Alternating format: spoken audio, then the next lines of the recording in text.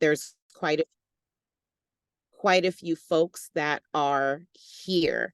And so I want to make sure that we are minimizing any sort of background noise.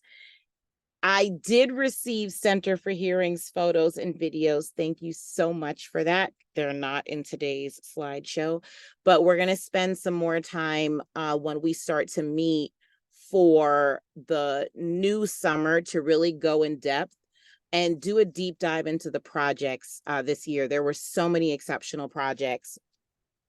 And one of the things that folks talked about was when we asked for feedback was, oh, we'd really like more ideas for projects. We'd really like to see what worked. So we're going to spend a good deal of time with that starting in January. And kind of each month, we're going to take a look at a specific project, how it worked, what things went well, some areas for adjustment and change. So here's our agenda for today. And not going to keep us very long because I want to be respectful of everybody's time, but we are going to go over training, support, project-based learning experience this summer, next steps, and then we're going to save a little bit of time for any Q&A. So any questions that you have, I will try to have some answers for you. All of what we're doing today that we're going over is based on the feedback that you all shared with that survey. So the first thing I want to say is thank you so much because we had 62 responses this year, which is very different than last year where we had 42. So last year, 83.3% of folks basically agreed or strongly agreed that we communicated the dates for project-based learning in a timely manner. It is up this year 3.3%. So quite a few more of you indicated, yes, we are doing the best that we can. We're doing better in terms of letting you know when trainings are happening, which trainings are occurring, and who needs to be where. So that's a bonus, right? Year in summary, we offered 59 trainings this year. That's a lot. Okay, we offered 59 trainings this year. 8 of them were virtual. 32 of those trainings were on site at CSC. 6 of those were director meetings. 7 of those were for site supervisors. And the rest were for teachers and counselors and frontline staff. The topics that we had this year were what is PBL? We had a PBL overview summer 2023. Social emotional learning and project-based learning, writing and project-based learning, the process of problem solving, the I in inquiry, and teacher planning. In addition to that, we introduced one new topic for counselors and frontline staff this year, which was behavior modification or, behavior management strategies. And we continued with having virtual coaching sessions on demand for directors, supervisors, and teachers. Out of the 59 offered trainings, we delivered about 53 or 54. We had the Great Flood. We had all kinds of other things. We did have some sessions that had low enrollment, and so those were canceled. For next year, though, we will not be offering this many topics. We're going to focus on what is PBL, the PBL overview for summer 2023, and teacher planning, as well as behavior management, behavior modification, right? And one of the reasons that we did this is because we had a lot of staff turnover this year. So we had a lot of new counselors, we had a lot of new teachers, we even had new directors this year. And what we recognized is that SEL, writing, problem solving, inquiry are only helpful when folks have had that base level training in project-based learning and really understanding what the expectations are from a PBL standpoint, what the expectations are from a CSE standpoint, and what that looks like in the various types of programs that you all have, because they all look a little bit different. So that means that we're going to return to a more intensive What is PBL? Some of you may recall that a few years ago, pre-pandemic, we had multiple sessions for What is PBL. We had like 3 different sessions for What is PBL, one which was the PBL overview, and then one that was the PBL experience, where teachers actually and counselors actually went through and experienced hands-on what that looks like. And then the third piece of that was the teacher planning piece. So we're going to return to a similar format for that. And we are going to continue the agency and provider specific teacher planning sessions, director sessions, and site supervisor sessions. So what did that look like? So this year, 54.9% of you said the dates and times were convenient for teaching staff. That is actually down from 76.2% last year. So I think there are a couple of things that kind of contributed to that. One is a lot more responses we had. We had 20 more responses this year than we did last year. So the more numbers we have, the more options there are for people to choose. But the second thing is, I think dates and times were inconvenient because some staff was hired late. And so then, of course, there weren't as many options for people. There weren't as many remaining training dates and things of that nature.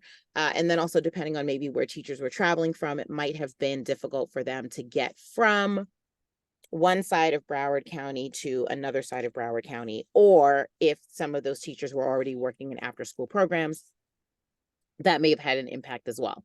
Same situation for counselors and support staff. 56.5% were saying that the dates and times were convenient. That's also down, coincidentally, from 76.2% last year. But in terms of the directors, that's also down from 83.3% last year. So I do think a good bit of that, like I said, is connected to how many people actually responded, but also learned this year, it just didn't kind of click previously, that some directors are teachers, which means that the morning sessions were not convenient. So we're going to work on trying to adjust some dates so that we can have as much participation as possible. Now, I'm happy to see that many people have said the time slots that we currently use are good. So that's 9 to 12, 10 to 1, and 4 to 6. Y'all keep asking for these evenings and weekends. And honestly speaking, weekends will not happen. And that's for several logistical reasons. There's not staff at CSC on the weekends, which means that someone has to come to open the building to sit there, but also weekend sessions in years past have had very, very low attendance. We will continue to have evenings. We can only go but so late. Please remember that while you're anticipating that it will be more convenient for teachers if we start at like 5, they don't want to start at 5 and stay with me until 7 or 7:30. They have to navigate childcare. They have to navigate maybe shifting responsibilities for caregiving for parents and all manner of things. So we are going to stick with the time slots that we have. The latest we might push is 6:30 if we need to have a 2.5-hour session. Lots of you said that virtual trainings are helpful to your implementation. Yay. That's actually up 8.6% from last year. You've also indicated that most of your staff attended all of the applicable trainings. So pushing towards 75% of folks were where they were supposed to be when they were supposed to be there. So we appreciate that. And those that did not attend, the majority of it was because they were not hired until after June 5th. So there are some things that we're going to do to try to accommodate that for next year. We are going to have some trainings the first week of camp, likely to be on the Fridays, where many programs, their teachers are not teaching on Fridays. And then maybe some afternoon or evening sessions after the conclusion of camp, so that those folks who are hired late can get that at least what is PBL training and that PBL overview, so they understand what implementation should look like. So last year, y'all hurt my feelings. We only had 3 virtual coaching sessions. And I attributed it last year to the increase in virtual sessions that were available. And we thought, maybe that's what happened. But this year, a little bit more than half of you took advantage of virtual coaching sessions, to an increase of 23. Some of that was our new programs, our new providers that had not done PBL before, wanting reassurance, but also because some of you did multiple sessions. So initial sessions to clarify, like, exactly what is it that we're supposed to be doing? And then second sessions to say, this is what we're thinking about doing. Is this in line with what is supposed to happen? So we're going to continue to offer the virtual coaching sessions. Last year, we were at 32.9% saying that they were beneficial. This year, we're at 48.4% saying it's beneficial. So we're seeing that increase. So we're going to continue to offer the things that you say are helpful and you say are working. Okay. Last year, 27 site visits. This year, 43 site visits. I'm tired. Who y'all? I came to see y'all all over Broward County, from Pompano all the way down to Dania. And we had 14 visits scheduled. Last year, we only had 6 scheduled. And to be fair, quite a few of the 14 visits were so that you guys could show off. And thank you all for the invites to see your end of summer projects and showcases. I thoroughly enjoyed myself. A time was had, y'all. And then the other visits were actually scheduled pre-monitoring. And so we were able to do that. And I was able to do this many site visits because I started the very first week of camp and I went until the very last week of camp, which is not something that I'd done previously. I generally gave you guys the first week to kind of get yourself sorted out. But I think that based on the monitoring reports, I think it was helpful for me to be out week 1. You guys have said that your PBL experience this year was better than last year. 80.6% of you said so. Last year, 61.9% of you said so. So we're up almost 20% and saying best year ever for PBL. So that is wonderful. You also have indicated that you feel like this year's project was more successful than last year. A lot of you attributed that to staff that knew what they were doing, to kids who were familiar with PBL from years past, but also based on the project topics. Y'all, there was a lot of lemonade this summer, a lot of lemonade stands, a lot of entrepreneurship, a lot of Shark Tanks, a lot of animal habitats, a lot of healthy bodies, nutrition, and things of that nature. And so I think the topics had a big deal to do with that as well. You all indicated that access to material was the thing that did it. You all indicated that returning staff was the thing that did it, and all of that. So really grateful to see how PBL is improving from year to year to year. So let's look at what y'all did. Okay, there's the first lemonade stand. Shout out to City of Miramar. Not Miramar, sorry, City of West Park at Mary Saunders. That's our first lemonade stand. And they were looking at using entrepreneurship to generate income to help their community. So we have a few things here. We can see where the profits went, which charity. So Joe DiMaggio's Children's Hospital. And I just got to say, the lemonade was expensive. Like the least expensive lemonade was like $5. I'm out of money. I'm out of funds, y'all. So we have, some of the things that students did in terms of that.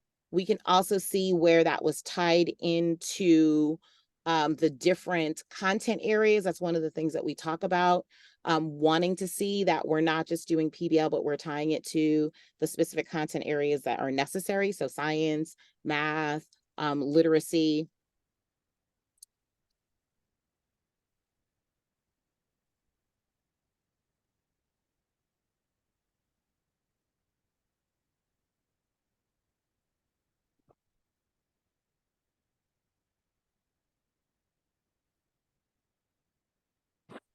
All right, I don't know why it's not advancing. Let's go on to the next one. There we go.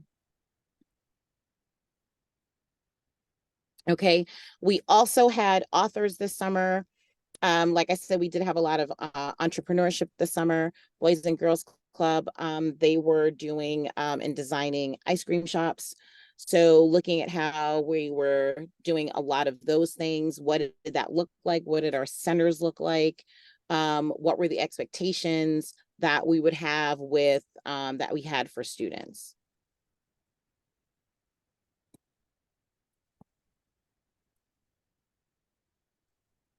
Shout out to Sunshine.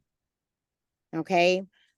Also looking at entrepreneurship in the context of a lemonade stand, focusing on producing profit. They got all my money. Rough drafts of lemonade stands until they got to their final lemonade stands.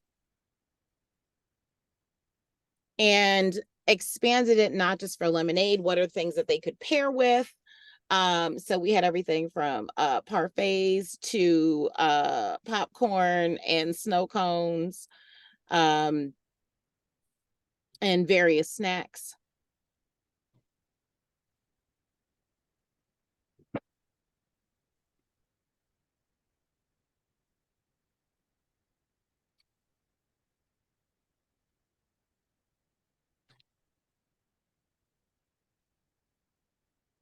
What was really lovely for me as I got to go around to, that's not City of Hallandale, sorry y'all, that is Sunshine. As I got to go around to the various programs, was really seeing how excited students were, how excited kids were to be able to share what they had been doing and how confident and assertive they were. No, this is mine. That is mine. One.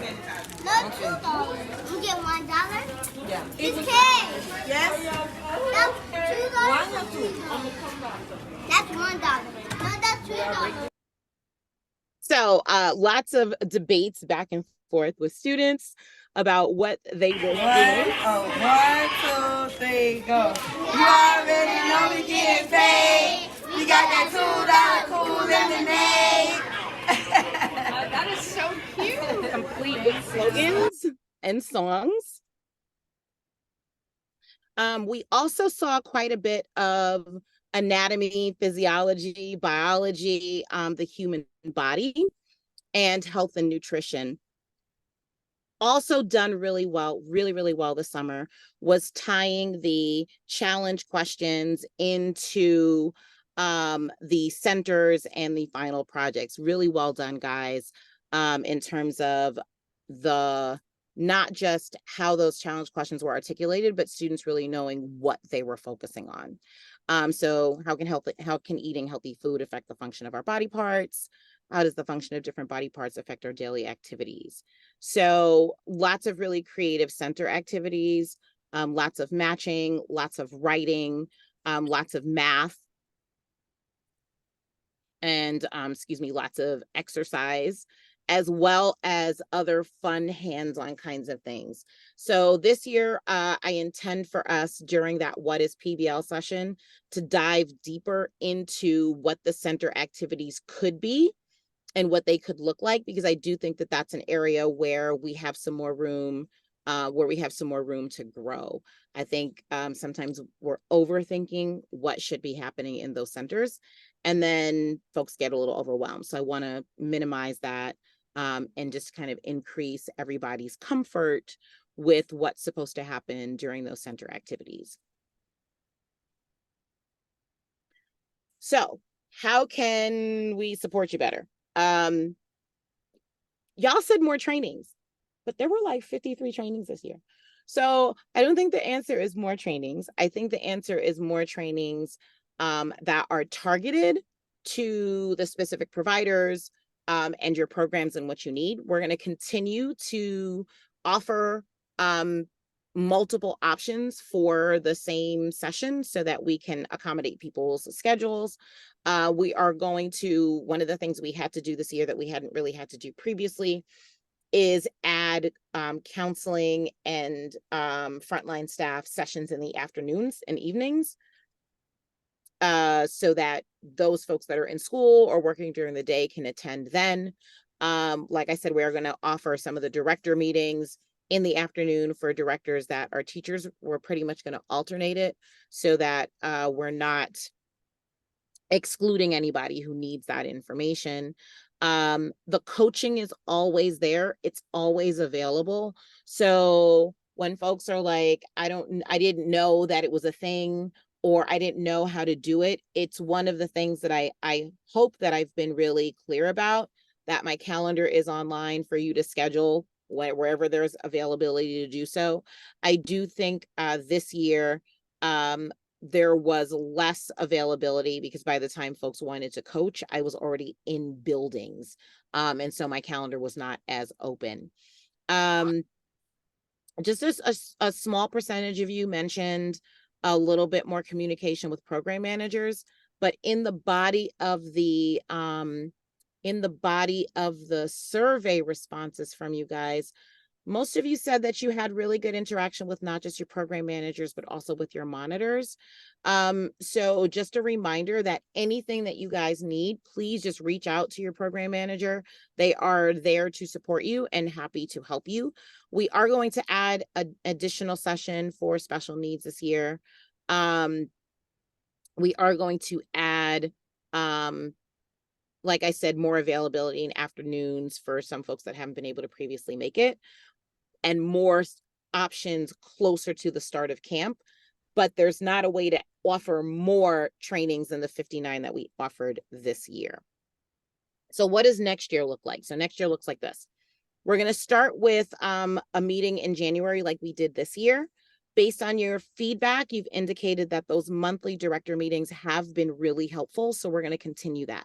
So you'll see a director meeting every single month. We're going to alternate those between face-to-face, online, mornings, and afternoon/evenings. We are going to start and begin trainings in February for those of you that have staff that are continuing from the school year.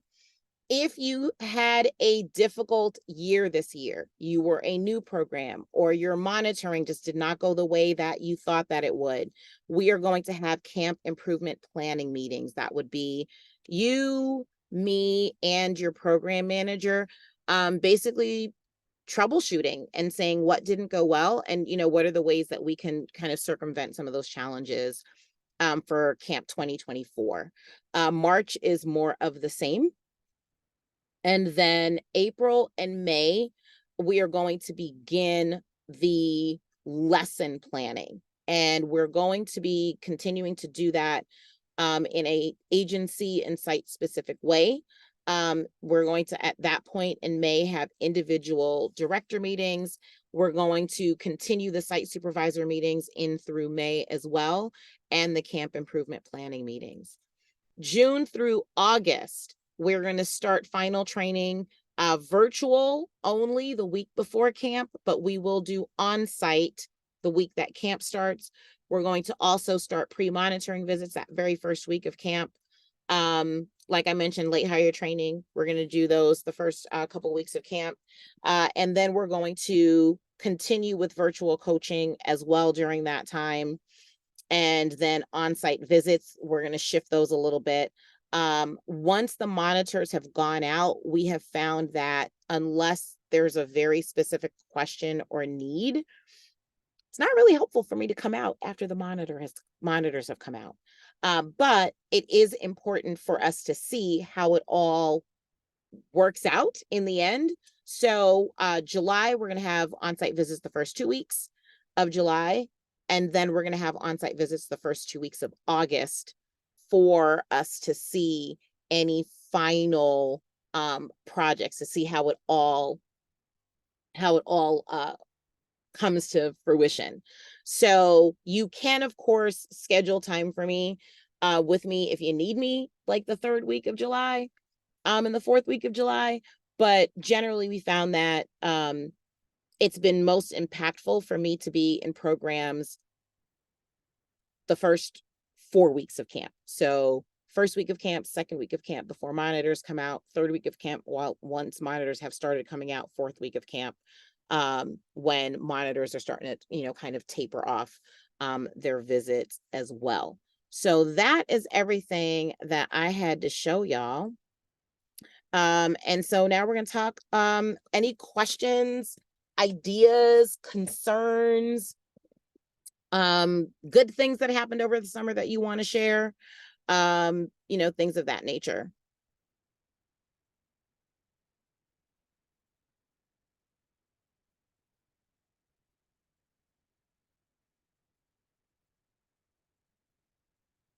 I'm checking the chat to see if y'all put anything in there. But of course you can come off of mute and say what you want to say. And also shout out, because I just realized that one of my slides didn't populate. Shout out also to Jack and Jill, year 1. They also did entrepreneurship and did a Shark Tank. And those kids were like the cutest things ever. And I gave away a lot of money as a shark that I don't have. Thousands upon thousands upon thousands of dollars. I was just making it rain on kids' entrepreneurship dreams. And hopefully none of them come looking for me, because I don't actually have the cash that I promised them. I actually have a question for the group. So I know some of the questions, it said staff didn't know about the trainings, or they were signed up and didn't know they were supposed to go to the trainings. What do you guys think the best way is to actually get the staff that are supposed to come to the trainings to know about the trainings and actually show up? Because we send it as program managers to our contacts at your programs, which then you guys would need to filter it down to the appropriate staff that need to go. And if you guys aren't doing that on your end, that's why people don't show up and we cancel trainings, because there's 2 people. So I guess brainstorming, what do you feel like? Do you think we need a list of all your teachers, all your counselors, and send it out to them that way so they register? Or do you guys like having the control that you need to direct your counselors, your site supervisors, your teachers to attend? Are you guys signing them all up at once, but then it's not trickling down to when they need to be at what training? I just kind of want to see, because we're trying to brainstorm at CSC, because we've had a big problem with trainings and people not attending, and we're paying a lot of money to our trainers to travel from out of state. And then we either have to cancel or there's 5 people in the room when it should be 30. So we're trying to brainstorm. So since that was some of the feedback on the survey, I kind of want to see what you guys think would be a better way to do it.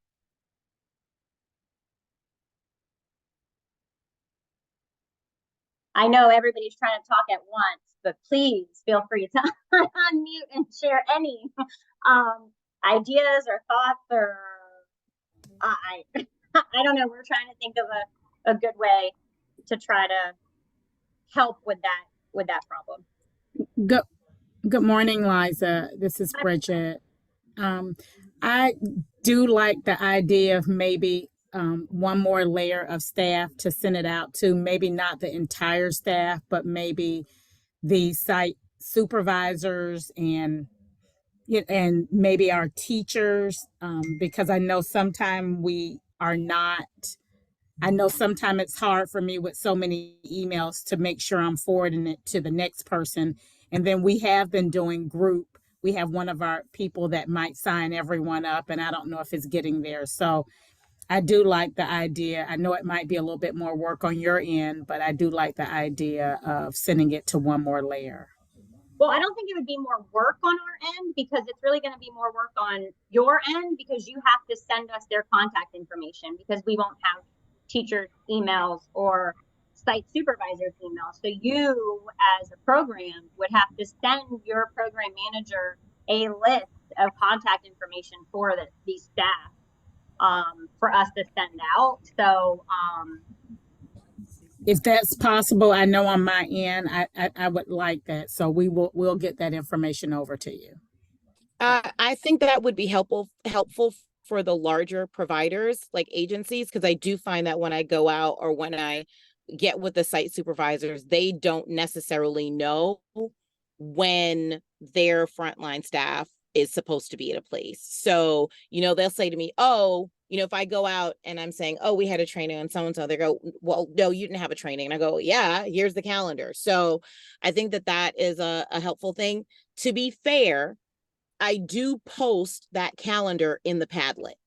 So people do and should have access to that. And what I will say is I have not changed that Padlet address in 3 years. So even if your site supervisors, even if your teachers, your counselors, or whoever have not been to a direct meeting with me yet, they can still access that information. It's there. So they should then know, okay, I see that there are 3 site supervisor meetings, but the one for Sunshine is on this day, or the one for the YMCA is on this day, or the one like they'll be able to see that, as well as the ones that I do for like remaining agencies. I got to be honest, this year it's going to get harder because we're going to be committing to doing these much more in a agency specific way. So there are going to be less dates. So they missed their date. They missed their date. And then we got to figure that piece out, on the backside of things. But I found that for consistency of message and better implementation, it works a lot better when I have all of one program together, especially because you're not all organized the same way, right? So I don't want to speak to a program that is full day and they split project-based learning into morning and afternoon in the same way that I talk to somebody that does project-based learning from 8:30 to 10:30 every single day, Monday through Thursday. I don't want for there to be confusion. I want to be able to support you guys in the most specific ways possible. Oh, this is a big ask for me. This is a reminder. Please send me y'all's schedules. That way, when I come, y'all not on a field trip or swimming. So please send those. I know your program managers get those, but please send those out. Go ahead, Yannick. Morning, everyone. Just to touch on something you just said, one of the biggest feedbacks I received from staff is just the length of PBL. So we chose this year to break it up into 2 separate hours. And I know you had a discussion with us, but even in doing so, we had probably about 5 4-year-olds this year. And our 5-year-olds are 6-year, so they can't really, do that. Exactly. So we were trying to separate things, but still try to meet the requirements. And we tailored it and we adapted it to meet the needs of our littles. But at the same token, we didn't want to get in trouble by not meeting the component of the required, so we felt a little bit stuck between a rock and a hard place. So I think that those are some of the things that, it helps when we have these conversations, agency specific, right? Because we have some programs that have 6th graders who are like, oh, the content is too immature for them. It's not developmentally appropriate, this particular topic. Like, what do we do? So I'm always going to say, like, you should use your professional judgment when it comes to being developmentally appropriate in terms of what they can attend to and all of that. But I'm going to take this moment. I'll reiterate it when we have our actual overview session. I'm going to do an FAQ this year, which is something I haven't done previously, but I'm going to do this year to kind of tackle some of those things. we don't ever have the idea that children should be sitting for an hour or 2 hours and doing PBL. That's never our intention. If your centers are designed appropriately for the age group and you take 45 minutes to do a center rotation where kids are doing an activity for 10 or 15 minutes before they rotate and move to the next one, and you're using 8 minutes on the front end to introduce what they're supposed to do in the centers and 8 minutes on the back end to talk about what we did during the centers, that hour won't feel like an hour, right? Or those 2 hours won't feel like 2 hours. So that's why I do want to spend the time this year really digging into what centers and center rotation should look like and what those activities should look like, because I do think that that's where it does feel tedious. Like, oh my gosh, what are we going to do for 2 hours with these students, right? If you're taking that 2 hours and you're saying every day we're committing 15 minutes to working on the final project, now you've only got an hour and 45 minutes that where you're going to do any sort of direct instruction, review, center rotation, and that makes it more manageable. So we're going to spend some more time on that this year. I will say that that's something that kind of fell by the wayside when we started shifting due to the pandemic, and then also when we started shifting, trying to make allowances for scheduling and for time. Those of you who've been around for a while know that initially it was three-hour trainings for teachers for what is PBL. And that got cut down to 2-hour sessions over here, and some of them are 90-minute sessions. And so we started cutting content out, and I think that that's where some of those, you know, misgivings and misunderstandings come from. It's not actually having had the time to dig into that. So we're committed to doing that for summer 2024.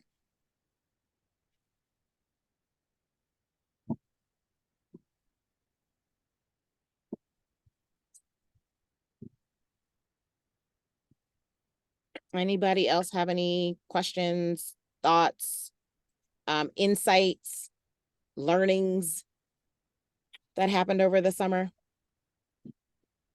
Oh, let me check the chat real quick. Hold on. Let's see. Oh, okay, good. It was helpful having the training set up for a specific for your organization. All right, so we're going to continue that because that's what the feedback told us, right? We asked a few new questions this year. We asked, you know, what were some of your biggest misunderstandings, you know, some of your biggest learnings around PBL, and what came back in the comments was, once we really understood what the whole thing was supposed to look like, it became more manageable. So that's a thing that we're going to push for this year, is really taking the time to make sure everybody understands that. But I want to say that sometimes on our end, Liza and I were talking about this as we were looking at the survey responses. Sometimes on our end, because we're not in with you guys every single day, it doesn't feel like it's going well, right? And we're worried about how you all feel about the summer. Like when we get questions or we get concerns, we're like, oh my gosh, we didn't do this right, or we didn't do this well, or, you know, whatever. And when we looked at the survey information, like I said, number one, we had more people respond this year than we had in years past. So we had even more data to look at. But overall, you all are like, no, PBL was really good this year. And that's huge for us to know that you guys are feeling like you're having this improvement in your own practice and your own implementation, and that, you know, we're going to that you're feeling like you're getting support, because we never want you to feel like you're just kind of out on an island by yourself. So that was very, very big for us. I want to also say, like, you guys know, I don't see the monitoring reports unless y'all show them to me. Like, look what they said. Unless y'all show them to me, I don't know.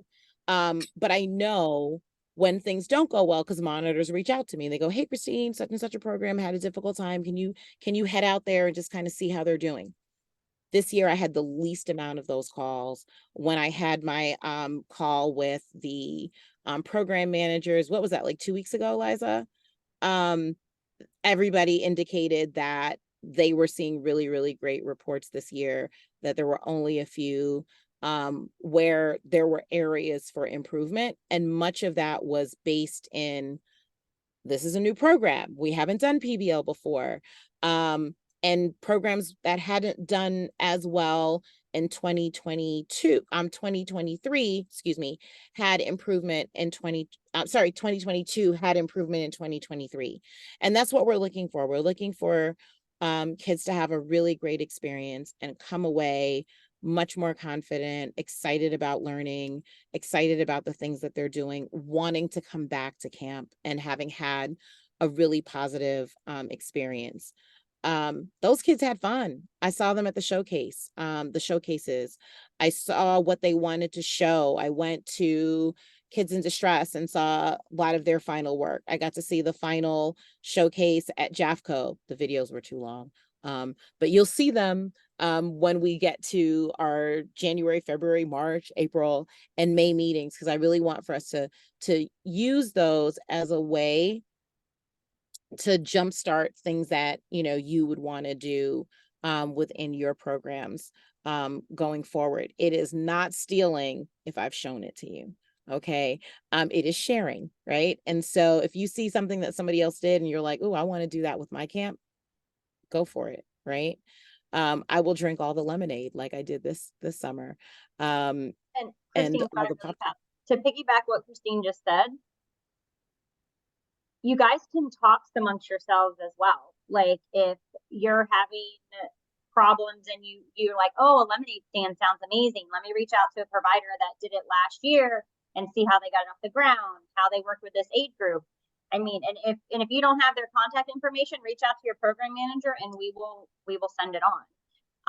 You know, we want that kind of, team building. I mean, I know we know you're all different agencies, but we're all doing it for the same reason. So anything you guys need from us, please do not hesitate to reach out to your program manager. Any last things before I give you my final benediction? All right. So I say this every year. A successful summer, we start planning way out. So if we're thinking about a successful summer 2024, we start now, right? Even though we don't dig into like the work until January, February, really like March, I'm still working. So even though you don't have your teachers, even though you don't have your counselors for summer, if you want to start talking about what you'd like to do next summer, you can sign up on my calendar and we can actually start coaching calls before the new year. Okay. So if you're looking at, this year, you're doing the same thing, you're doing summer in review and you're going, I'd like for us to do this, or I'd like for us to do that. Absolutely. You can pick my brain, like starting now. You don't have to wait until January or February to do that. So summer 2024 starts now. Officially we start in January. And I'm going to push, the big push this year is going to be, even if you don't have all your staff, even if you don't have your teachers, even if you don't know who your teacher is going to be, I would like for us to set a goal to have our themes and our challenge questions by April. I can assist with that. I can help with that. That way, once you have your staff and your people in place, you're just handing over information as opposed to having to create and brainstorm at that point in time. I do think that slows you guys down and, kind of puts you, behind the 8 ball when it comes to that. But well done this summer, guys. Well done. Everything that I saw was really delightful. This is my favorite part of the work. Is getting to see, what you all put together. And so just congratulations to you guys. I want to shout out City of Miramar Fairway Park. Big improvement this year. Awesome.